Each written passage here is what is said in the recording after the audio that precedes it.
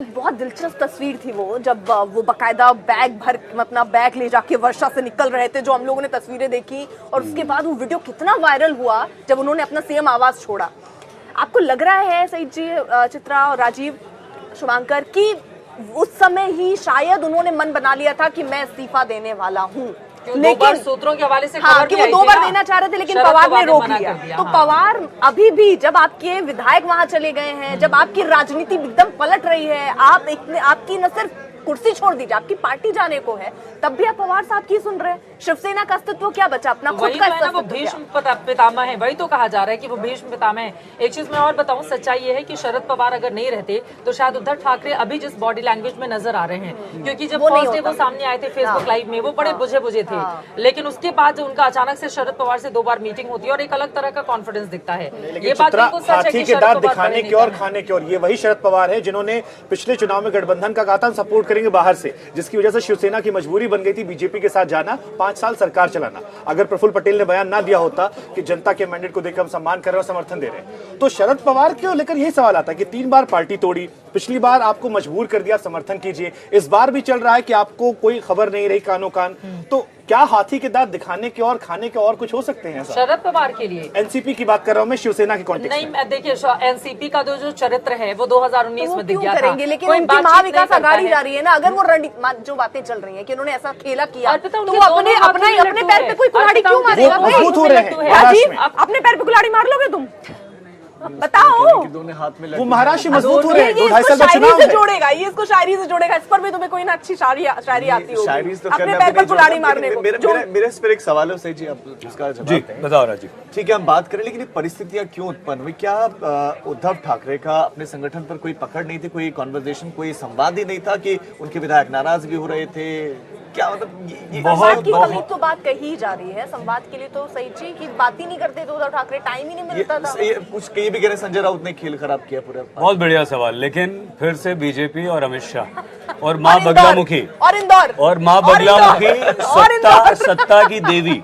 देखिए इंदौर में अगर सईद जी भी इंदौर के, इस पूरे महाराष्ट्र याद रखिए, सईद जी भी इंदौर से, ये बात आप बार-बार नोट कीजिए, ये बार-बार माँ बगलामुखी जो आ रही है इंदौर का जिक्र आ रहा है। इसलिए खुश हो रहे हैं, इसलिए खुश हो रहे हैं। इतना ग्लो कर रहा है आपका चेहरा, आप क्यों खुश हो रहे हैं इतने? माँ बगलामुखी के नाम पे तो समझ में आ रहा है, बट सियासत में अमित शाह, देवेंद्र फडणवीस जितनी बार नाम लेते हैं उतनी बार चेहरा ग्लो करता है। इंदौर कह के खुश हो रहे हैं, इनको सिर्फ इंदौर समझ। देवेंद्र फडणवीस को मुख्यमंत्री के तौर पर, एक नेता के तौर पर हम पसंद करते हैं, और अमित शाह सर और कोई मुकम्मल वजह उसकी? हाँ, बहुत सारी वजह हैं।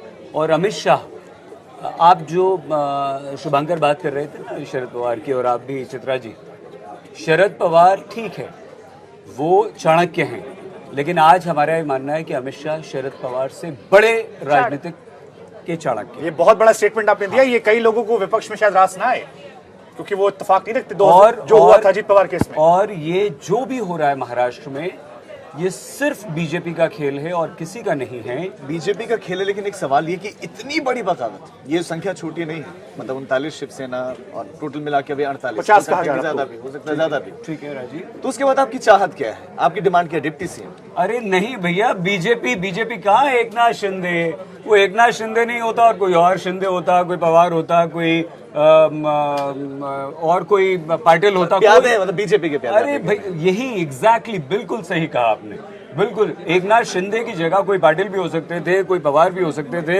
ये 40-50 विधायक जितने भी गए हैं, लेकिन उद्धव ठाकरे ने कहा था ना, नाच नहीं दास हो गए हैं अब गुवाहाटी में। एक बात बहुत दिलचस्प है, देखिए, ये आदित्य ठाकरे, उद्धव ठाकरे बार बार कहते रहे, अरे वो वापस आएंगे, मुंबई आने दीजिए, हमारे साथ आ जाएंगे, और यहाँ ये कहते जा रहे हैं, यहाँ से बंदा भाग के वहाँ पहुंचा जा रहा है, उनके गुट की तादाद बढ़ती जा रही है, उनकी संख्या बढ़ती जा रही है। दिलचस्प। लेकिन चित्रा, जब आखिरी जो कैंडिडेट गए थे, जो आदित्य ठाकरे करीबी थे, उनका जाना आपको डाउट नहीं होता कि क्या कोई आपस में फूट डालने के लिए हो सकता है? आपने कही बिल्कुल सही, लेकिन आप ये भी नहीं समझ रही हैं, आई एम सो सॉरी, मतलब वो कह नहीं रही है, ये जो भी जा रहा है, जो भी टूट रहा है चित्रा जी, जो भी वहां है, हाँ।